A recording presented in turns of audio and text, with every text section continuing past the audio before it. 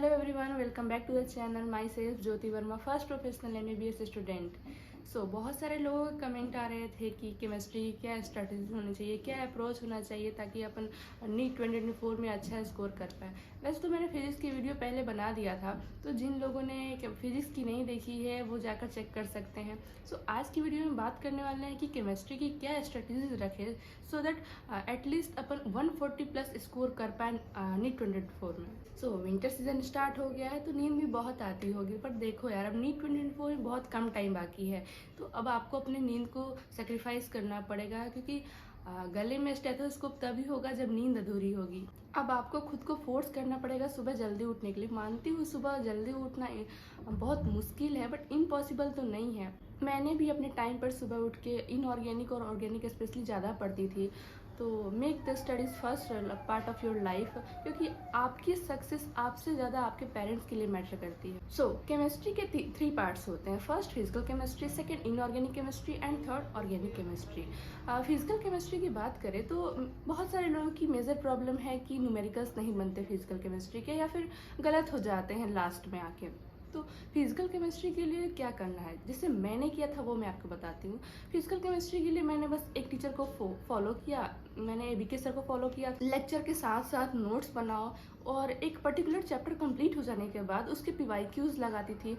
उसके बाद जब रिवीजन हो गया लॉन्ग नोट से, तो उसके बाद उसका शॉर्ट नोट्स बना लेती। एनसीईआरटी तो वैसे केमिस्ट्री के लिए एनसीईआरटी मोस्ट इंपॉर्टेंट है पढ़ना। इनऑर्गेनिक केमिस्ट्री और ऑर्गेनिक केमिस्ट्री तो फिर भी अपन याद कर लेते, लेकिन प्रॉब्लम आती है फिजिकल केमिस्ट्री में। न्यूमेरिकल्स उसके कई बार हमसे गलत हो जाते हैं, इसके वजह से मार्क्स नहीं आते। लेक्चर के साथ साथ आपके खुद के हैंड रिटेन नोट्स होने चाहिए, क्योंकि अपनी हैंड राइटिंग चाहे कैसी भी हो, समझ वही बेटर तरीके से आती है। लेक्चर में जितने क्वेश्चंस कराए जाते हैं आपको उन सारे क्वेश्चन को अपने नोटबुक में लिखना है, ताकि जब भी आप रिवीजन करो तब आपको एक पर्टिकुलर क्वेश्चन को कैसे अटेम्प्ट करना है वो पता रहे, उसका आइडिया रहे। अगर 2-3 बार आपने लॉन्ग नोट्स रिवाइज कर लिए हैं, आपके सारे कॉन्सेप्ट क्लियर हैं बिल्कुल, तो अब आप शॉर्ट नोट्स बना सकते हो, और शॉर्ट नोट से ही प्रेफर करो रिवाइज करना, क्योंकि लास्ट टाइम में अपने पास इतना टाइम नहीं होता है कि अपन लॉन्ग नोट्स को बार बार पढ़े, वो भी हर चैप्टर्स के लिए। बात करते हैं कि शॉर्ट नोट्स में आपको क्या क्या लिखना है। शॉर्ट नोट्स में आपको एनसीईआरटी पढ़ के और जो लेक्चर के नोट्स हैं,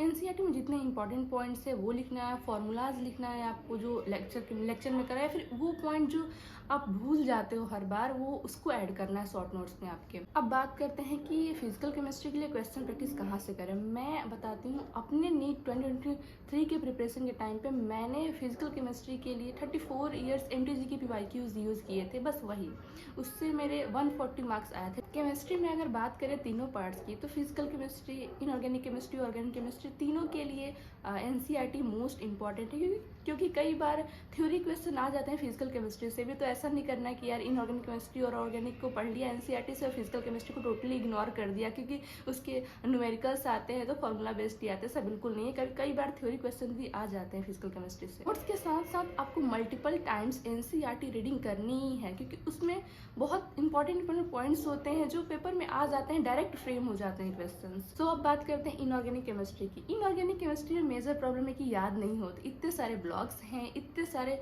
एलिमेंट्स है, हर एलिमेंट की अलग अलग प्रॉपर्टीज हैं, तो कैसे याद करें उसको। फर्स्ट ऑफ ऑल ये बता देती हूँ कि मैं इनऑर्गेनिक केमिस्ट्री के लिए मैंने क्या किया था। इनऑर्गेनिक केमिस्ट्री के लिए मैंने सुबह पढ़ना स्टार्ट किया था इनऑर्गेनिक केमिस्ट्री और ऑर्गेनिक केमिस्ट्री। क्लास स्टार्ट हुई थी मेरी अप्रॉक्स 8 बजे से, तो मैं 6 बजे उठ 4 बजे पहले तो उठना स्टार्ट किया था, बट ज़रूरी नहीं है कि 4 बजे उठो। 6 बजे उठ के फिर 2 घंटे पढ़ के, मतलब पास में ही था कोचिंग, तो चली जाती थी पढ़ के। तो मैंने इनऑर्गेनिक केमिस्ट्री के लिए अपने प्रिपरेशन में क्या किया था पहले वो बता देती हूँ। मैंने एबीके सर को पूरी केमिस्ट्री के लिए फॉलो किया था, क्योंकि एबीके सर का जो पढ़ाने का तरीका है, उनके लॉन्ग नोट्स भी शॉर्ट ही होते हैं, इससे उनका एक चैप्टर भी 2-3 पेज में कवर हो जाता है। सो उनका पढ़ाने का तरीका मुझे अच्छा लगता है, इसलिए मैं उनसे ही पढ़ती थी। इनऑर्गेनिक केमिस्ट्री के लिए आपको लेक्चर के साथ साथ अपनी एनसीईआरटी लेके बैठनी है, और जैसा टीचर बताते हैं वैसा आपको मार्क करना है इंपॉर्टेंट पॉइंट। क्योंकि एनसीईआरटी की हर लाइन इम्पॉर्टेंट है, इसलिए आपको लेक्चर इनऑर्गेनिक में लेक्चर के साथ एनसीईआरटी लेके बैठनी है। देखो, प्रिपरेशन स्टार्ट तो बहुत लोग करते हैं, लेकिन एंड में सिलेक्शन उन्हीं का होता है जो उस एनर्जी के साथ एंड तक टिके होते हैं। देखो, प्रिपरेशन स्टार्ट तो बहुत लोग करते हैं, लेकिन कुछ एक का ही सिलेक्शन होता है उसमें। क्यों? इसका रीज़न ये है कि जिस एनर्जी और मोटिवेशन के साथ अपन ने स्टार्ट करा था अपनी नीट की जर्नी को, उस एनर्जी के साथ अपन एंड नहीं कर पाते हैं। इसलिए जो मतलब एंड करेगा उस एनर्जी के साथ उन्हीं का सिलेक्शन होता है। तो अब ध्यान रखना है कि जिस एनर्जी के साथ आपने स्टार्ट किया था अपनी नीट की जर्नी को, उसी एनर्जी के साथ आपको एंड भी करना है। मानती हूँ कि रोज दिमाग में एक बात आती होगी कि यार पता नहीं मेरा नीट का सिलेबस खत्म होगा या नहीं, पता नहीं मैं नीट से पहले सारे सिलेबस को रिवाइज अच्छे से कर पाऊंगी या नहीं कर पाऊंगी। खुद पर डाउट होने लगता है कि यार ये मुझसे होगा भी कि नहीं होगा। आपको डरने की बिल्कुल जरूरत नहीं, क्योंकि ये सबके साथ होता है, सिर्फ आपके साथ नहीं हो रहा है। आपको बस अपनी स्टडी पर फोकस करनी है, कंसिस्टेंट रहना है। उसके अब कुछ मंथ बाद आप भी कॉलेज में हो। सो अब स्टार्ट करते हैं ऑर्गेनिक केमिस्ट्री को। ऑर्गेनिक केमिस्ट्री को कैसे पढ़ना है? ऑर्गेनिक केमिस्ट्री के लिए पहले तो आप, हमेशा ही बोलती हूँ कि पहले आप एक टीचर को फिक्स करो। हर लेक्चर के लिए, हर सब्जेक्ट के लिए टीचर को फिक्स करो, उनसे पढ़ो, नोट्स बनाओ, शॉर्ट नोट्स बनाओ। अगर आपने ऑर्गेनिक के थोड़े बहुत भी लेक्चर देखे हैं ना, तो अब एनसीईआरटी पढ़ना स्टार्ट कर दो यार, अब बहुत कम टाइम बाकी है। ऑर्गेनिक केमिस्ट्री या पूरी केमिस्ट्री की बात करें तो याद करने का बहुत कुछ है, इसलिए मेरा सजेशन ये है कि आप इसको सुबह में ही पढ़ें,